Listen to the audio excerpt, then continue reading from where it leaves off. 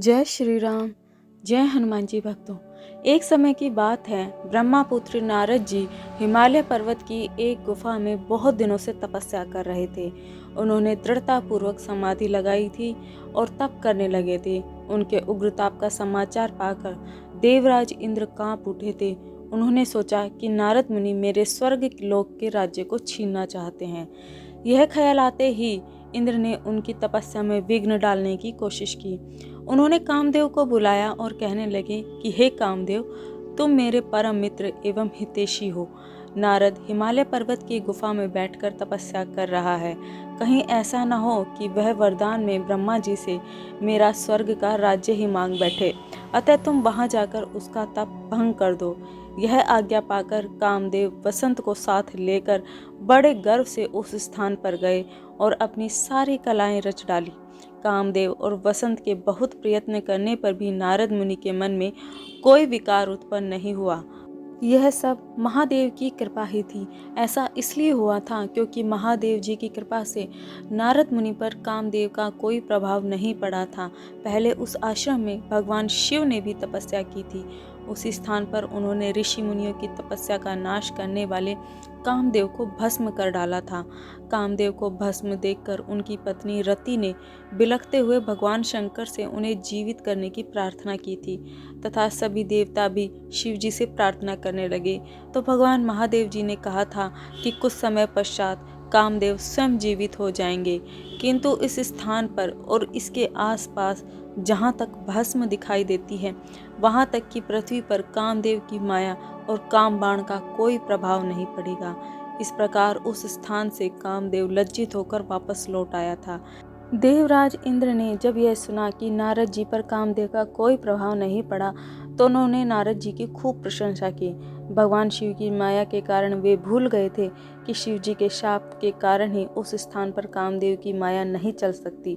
नारद जी भगवान शिव की कृपा से बहुत समय तक तपस्या करते रहे। अपने तप को पूर्ण समझकर नारद जी उठे तो उन्होंने कामदेव पर विजय प्राप्त करने का ध्यान आया। तब उन्हें मन ही मन इस बात का घमंड हुआ कि उन्होंने कामदेव पर विजय प्राप्त कर ली है। इस प्रकार अभिमान से उनका ज्ञान नष्ट हो गया। वे समझ नहीं सके कि कामदेव के पराजित होने में भगवान शंकर की ही माया थी। तब वे अपनी काम विजय की कथा सुनाने के लिए शीघ्र ही कैलाश पर्वत पर जा पहुँचे और भगवान शिव को नमस्कार करके अपनी तपस्या की सफलता का समाचार तथा कामदेव पर विजय प्राप्त करने का समाचार भी भगवान शिव को सुनाया।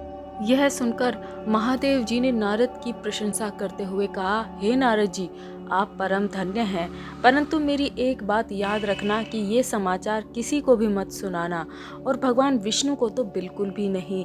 यह वृतांत सबसे छिपा कर रखने योग्य है, परंतु वे तो शिव की माया से मोहित हो चुके थे, इसीलिए महादेव जी की बातों का उन पर कोई प्रभाव नहीं पड़ा और अपनी कथा का गुणगान करने के लिए वो ब्रह्मा जी के पास गए और ब्रह्मा जी से कहा कि मैंने कामदेव पर विजय प्राप्त कर ली है। लेकिन ब्रह्मा जी भी सब कुछ जानते थे। उन्हें पता था ये सब शिव की ही माया है। शिव जी के कारण ही वहाँ पर कामदेव काम नहीं कर पाया है। इसीलिए ब्रह्मा जी ने भी नारद को कहा कि पुत्र, ये बात किसी को भी मत बताना और ये बात केवल अपने तक ही रखना। लेकिन नारद के मन में तो अहंकार हो चुका था, जिसके कारण उनकी बुद्धि भी नष्ट हो गई थी। वो अपनी गाथा का गुणगान करने के लिए विष्णु लोक पहुँचे तो नारद जी को आता देखकर विष्णु जी अपने सिंहासन पर से उठे और नारद जी को गले लगाया और पूछा, हे नारद जी, आपका यहाँ आगमन किस लिए हुआ है? यह सुनकर तो नारद जी और ज़्यादा प्रसन्न हो गए और उन्होंने भगवान विष्णु के सामने कामदेव पर विजय प्राप्त करने का सारा वृतांत उन्हें सुनाया। परंतु विष्णु जी तो सब कुछ जानते थे कि ये भगवान शिव की ही माया है। वे नारद जी से बोले कि हे नारद जी, आप तो धन्य हैं, आपकी बुद्धि धन्य है।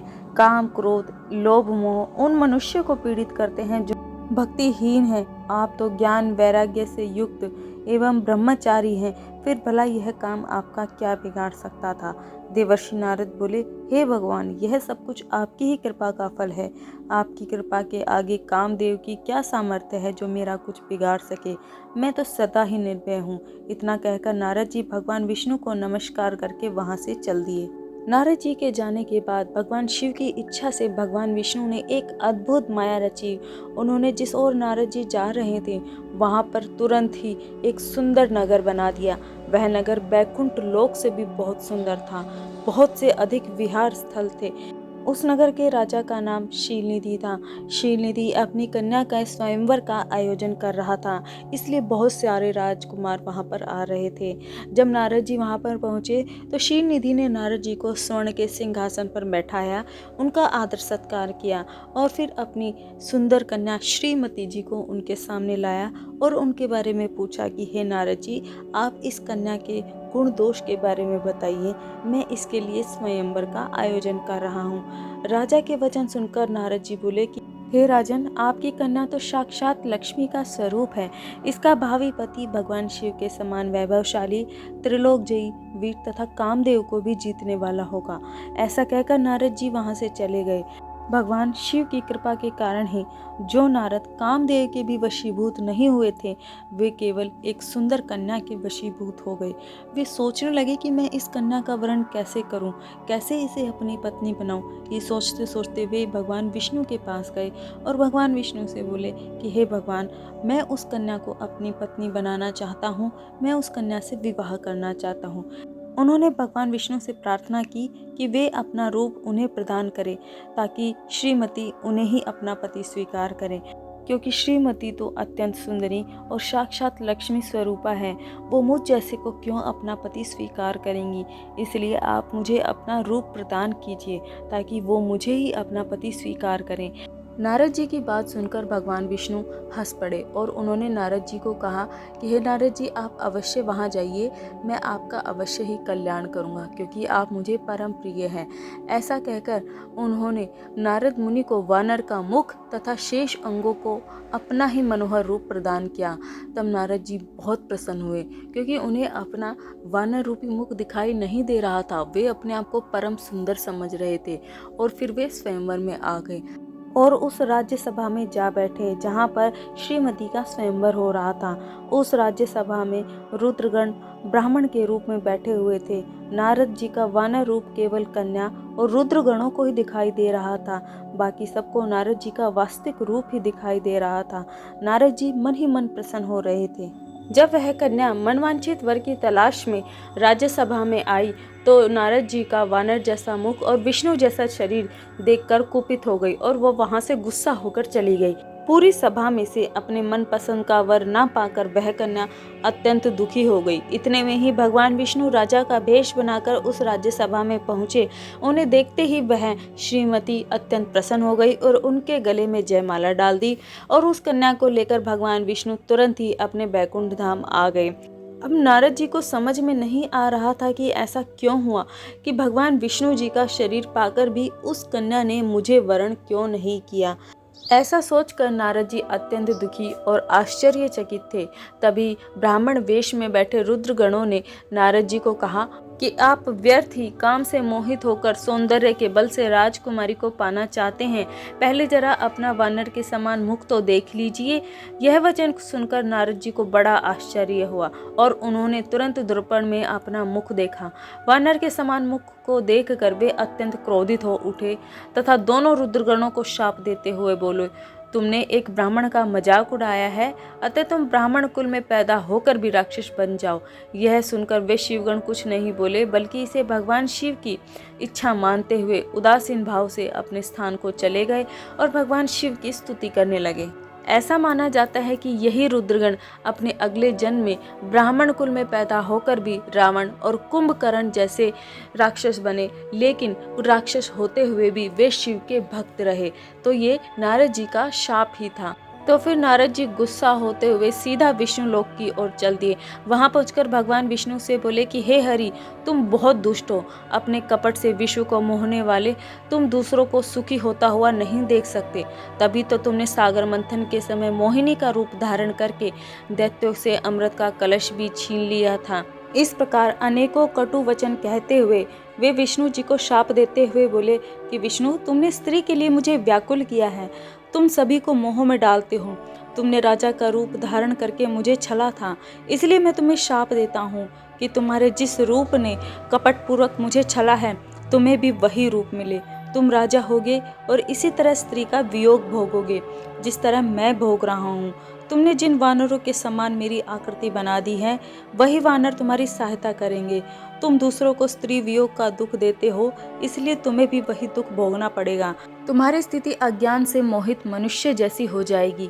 अज्ञान से मोहित नारद जी का शाप विष्णु भगवान जी ने स्वीकार किया। तत्पश्चात उन्होंने महालीला करने वाली मोहिनी माया को समाप्त कर दिया। माया के जाते ही नारद जी का खोया हुआ ज्ञान लौट आया और उनकी बुद्धि पहले की तरह हो गई। उनकी सारी व्याकुलता चली गई तथा मन आश्चर्य से भर गया।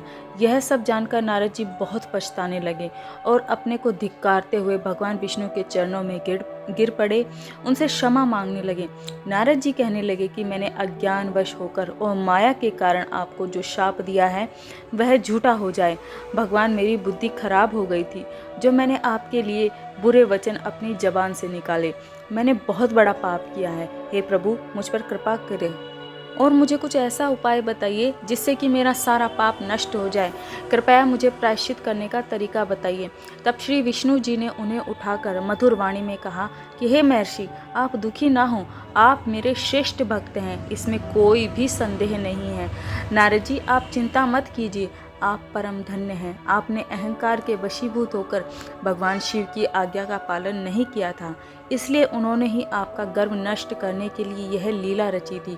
वे निर्गुण और निर्विकार हैं और सत, रज और तम आदि गुणों से परे हैं। उन्होंने अपनी माया से ब्रह्मा, विष्णु और महेश तीनों रूपों को प्रकट किया है। निर्गुण अवस्था में उन्हीं का नाम शिव है। वे ही परमात्मा, महेश्वर, परब्रह्म, अविनाशी, अनंत और महादेव नामों से जाने जाते हैं।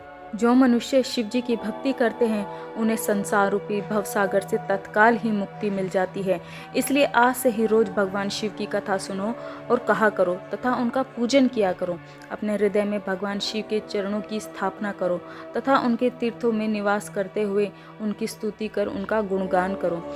इसके बाद आप नारद जी मनोरथों की सिद्धि के लिए ब्रह्मलोक जाना। वहाँ अपने पिता ब्रह्मा जी की स्तुति करके उनसे शिव महिमा के बारे में पूछना। ब्रह्मा जी शिव भक्तों में श्रेष्ठ हैं। वे तुम्हें भगवान शंकर का महात्म्य और शतनाम स्तोत्र अवश्य ही सुनाएंगे। आज से ही तुम शिव भक्ति में लीन हो जाए, वो तुम्हारा अवश्य ही कल्याण करेंगे। यह कहकर विष्णु जी अंतर्धान हो गए।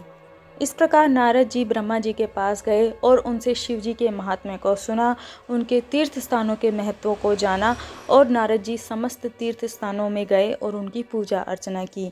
इस प्रकार नारद जी का मोह माया से वशीभूत होना ये सब भगवान जी की ही लीला थी, ताकि वे दुष्टों का संहार कर सकें। भगवान अपने भक्तों का कल्याण करने के लिए और इस पृथ्वी को पापियों से बचाने के लिए समय समय पर ऐसी लीलाएं करते रहते हैं। वीडियो अच्छी लगे तो वीडियो को लाइक ज़रूर करें। भक्ति से रिलेटेड ऐसी ही वीडियोस को देखने के लिए आप हमारे चैनल को सब्सक्राइब भी कर सकते हो। जय श्री राम, जय हनुमान जी, जय भोलेनाथ भक्तों। आप सभी का दिन शुभ और मंगलमय हो।